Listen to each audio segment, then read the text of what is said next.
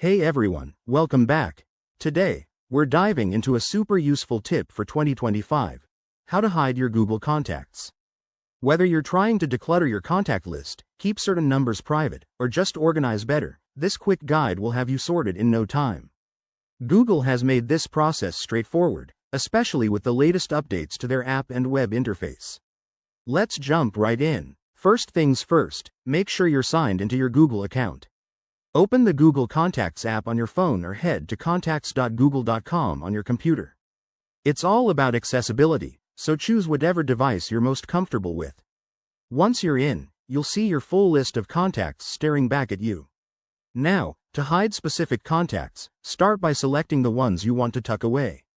On the mobile app, tap and hold a contact, then select others if needed. On the web version, click the checkboxes next to the contacts. Look for the three-dot menu in the top right corner. That's your gateway to more options.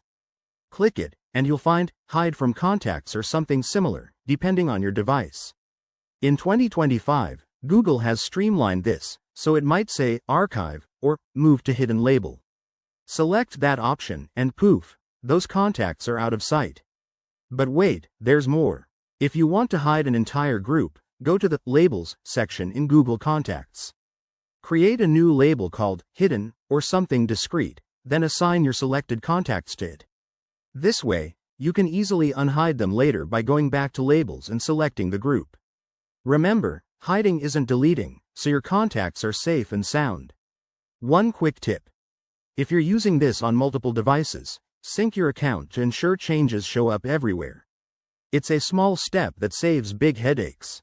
And if you accidentally hide the wrong contact, don't panic. Just go back to the menu and select Unhide or Restore from Labels. There you have it, folks. Hiding Google Contacts is a breeze and helps keep your digital life tidy. If this helped, give this video a thumbs up, subscribe for more tech tips, and drop a comment below if you have questions. Thanks for watching, and I'll see you in the next one.